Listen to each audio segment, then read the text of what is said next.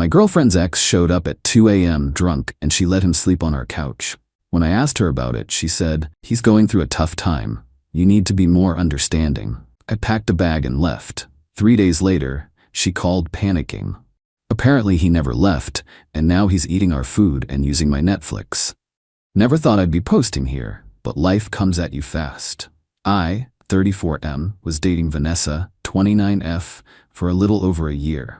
We moved in together 3 months ago into a place that's mine. I bought this house last year after saving for years and working my ass off. Good location, renovated kitchen, the works. Vanessa moved from her crappy apartment into my place, and things were solid. She contributes to utilities but not the mortgage. That's all me. Last Tuesday night, I was asleep when someone started pounding on our front door around 2 a.m. The doorbell went off like 5 times in a row. I jolted awake thinking emergency or maybe a drunk neighbor at the wrong house. Before I could even get out of bed, I heard Vanessa already at the door talking to someone. Then, male voices, arguing, then calmer talking.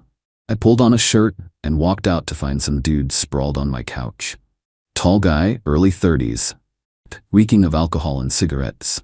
Vanessa was in the kitchen getting him water. "What's going on?" I asked, trying to keep my voice level. "Oh, this is Derek," she said, way too casually for 2 a.m. with a stranger in our living room. "He just needs a place to crash tonight." Derek gave me a half-assed wave without even sitting up, just lying there on my couch in my house. I motioned for Vanessa to follow me to the bedroom. "Who is this guy?" I asked once we were alone. She sighed like I was being difficult. "He's an old friend. He got evicted and he's going through a rough patch." "At 2 a.m.? And he just happens to know where we live?" She looked away. "We dated for a while a few years back. He just needed somewhere to sleep it off. It's just for tonight." I'm not the jealous type, but this crossed a line. She invited her ex into our home, my home, in the middle of the night without even checking with me first. "You should have called me before letting him in," I said. She crossed her arms. "He's going through a tough time. You need to be more understanding. I couldn't just leave him out there drunk. There are hotels, friends, Uber. Hell, a park bench would have been fine, not our couch." "God, why are you being so insecure? It's just for tonight. He'll be gone in the morning." I looked at her for a long moment. We'd had minor disagreements before, but this was different. The complete disregard for boundaries, for my home, for my opinion. Like I was some supporting character in her story rather than her partner. "You know what? I'm gonna make this easy for both of you." I grabbed my duffel bag from the closet and started packing essentials. Clothes, toiletries, laptop, important documents. "What are you doing?" she asked, voice rising. "Taking a break? Giving you and Derek some space." "You're overreacting," she said, now following me around the bedroom. "It's just for one night." I didn't argue, didn't yell, just packed methodically. Called an Uber while she followed me around trying to convince me I was being ridiculous. Booked a decent hotel nearby. As I was heading for the door, Derek was sitting up now, looking slightly uncomfortable at the obvious tension. "You're really leaving?" Vanessa asked, part angry, part surprised. "Text me when he's gone," I replied. "Then we can talk." I walked out. Got in my Uber and checked into the hotel. Slept surprisingly well. The next morning, I went to work as usual. No text from Vanessa asking me to come back, just a couple of "you're being childish" messages that I didn't respond to. I stayed at the hotel for 3 nights. Expensive, but worth the peace of mind. Gave myself time to think clearly about the relationship and what I wanted going forward. This wasn't just about an ex crashing on the couch. It was about respect and boundaries. On day 3, Vanessa finally called. I almost didn't pick up, but decided to hear what she had to say. "When are you coming home?" she asked immediately. No apology, no acknowledgement. "Is Derek gone?" I asked. Silence. "Then, that's actually why I'm calling. He's still here." I nearly laughed. "Still there? It's been 3 days." "I know, and he keeps saying he'll leave, but then he doesn't. He's eating all our food, he used your razor, he's binging shows on your Netflix account, and he changed your profile name to Derek's bitch." Now I did laugh. Sounds like a you problem. "It's not funny. He won't leave when I ask him to. He says he has nowhere to go." "Call the police. He's trespassing." "I can't do that to him. He's going through a tough time." "Yeah, I heard. So what do you want from me exactly?" I need you to come home and help me get him out. The absolute audacity. She lets her ex crash uninvited, defends him, I leave to give them space, and now she wants me to come back and solve her problem? No, I said simply. What do you mean no? I mean no, you invited him in against my wishes. You handle it. You're really not going to help me? Correct. This is your house too, she said, voice rising.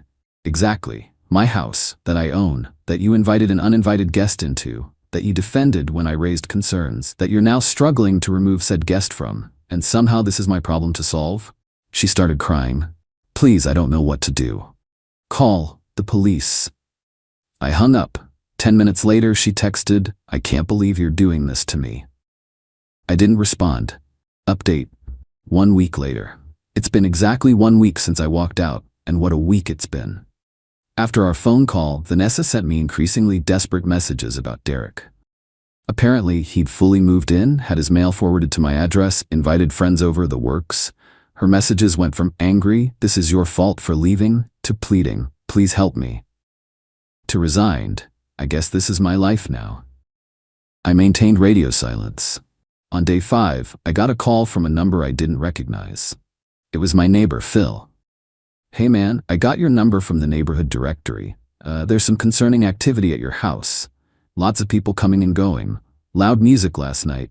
Just wanted to check if everything's okay. I thanked him for the heads up and asked him to call the police if it happened again. Then I contacted my lawyer. On my lawyer's advice, I documented everything. The initial incident, my departure, Vanessa's admission that Derek wouldn't leave, the neighbor's report. My lawyer drafted an official eviction notice for both Vanessa and Derek. Yesterday, I took a police officer with me to deliver the notices. I'd called ahead to request a civil standby, where an officer accompanies you to prevent conflict during a potentially volatile situation.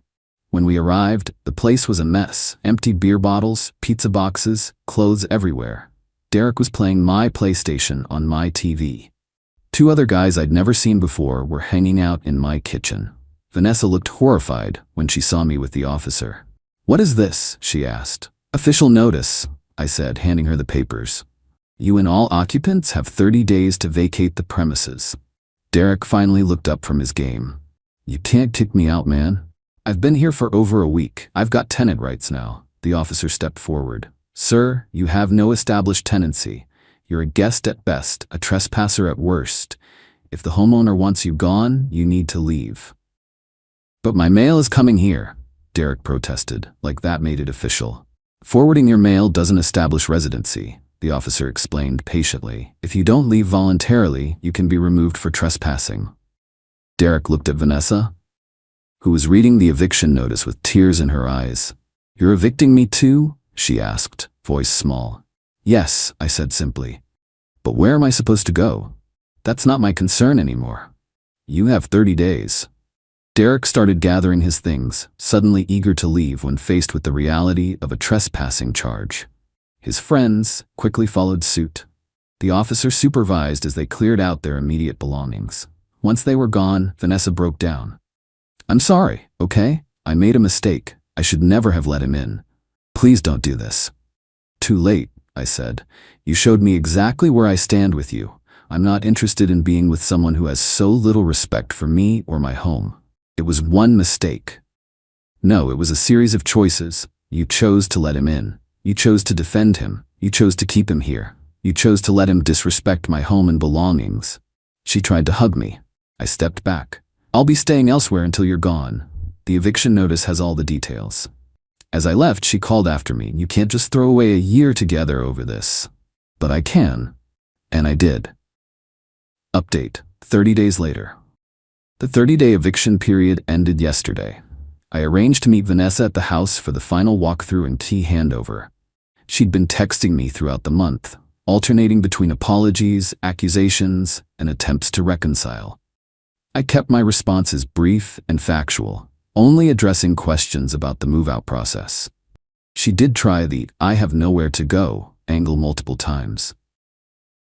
I suggested she call Derek, since he was going through such a tough time and they could support each other. That stopped that particular line of manipulation. When I arrived at the house, I was pleasantly surprised. It was clean, all her things were gone, and she'd even patched the nail holes from her pictures. She looked tired but composed. "Everything's out," she said, handing me the keys. I left the spare in the kitchen drawer. I did a quick walkthrough. No damage, everything in order. Had to give her credit for that at least. "Where are you staying?" I asked, not out of obligation but basic human curiosity. "With my sister for now. I found a place that'll be available next month." I nodded. "Good." As she was about to leave, she turned back. "You know, part of me thought you'd change your mind, that you'd realize you were overreacting and call the whole thing off." I shook my head. "It was never about Derek staying for a night. It was about you dismissing my concerns in my own home, then expecting me to solve the problem you created." "I get that now," she said quietly. "Too late, but I get it." After she left, I walked through my empty, peaceful house. Changed the locks immediately. Called my security company to update the codes. Ordered a deep cleaning service for the next day. Later that evening, I got a text from Vanessa. "Derek's homeless again. He just called asking if he could crash with me at my sister's." I told him to try a hotel. I didn't respond, but I did smile. Lesson learned, apparently. Final update, 3 months later. Life has settled into a new normal. The house is completely mine again, redecorated and rearranged to erase the memories of those chaotic weeks. I ran into Vanessa at a coffee shop last weekend. Brief, civil conversation. She's in a new apartment, new job, seems to be doing okay. No mention of Derek. As for me, I've been dating casually, nothing serious, but it's nice to meet people who understand basic respect and boundaries. The whole experience taught me something valuable. How someone handles your boundaries reveals everything about how they view you. Vanessa showed me I was convenience, not priority. Derek's unwanted stay was just the clearest symptom of a deeper problem. My neighbor Phil invited me to his barbecue last weekend. "Glad to see things quieted down," he said, handing me a beer. "That was quite the situation you had." "Sometimes you need a wake-up call," I replied. "Know what I thought was impressive?" he added. "You didn't lose your cool. Most guys would have exploded, made a scene. You just handled business." I hadn't thought about it that way, but he was right. Throughout the whole fiasco, I never yelled, never threatened, never acted out of pure emotion. I just set boundaries, enforced them, and let the natural consequences unfold.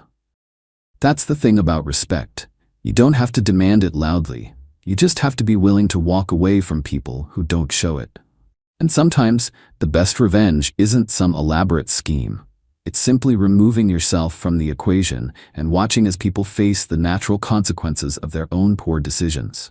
In Vanessa's case, her decision to prioritize her ex's tough time over our relationship cost her a stable home, a supportive partner, and ultimately her dignity.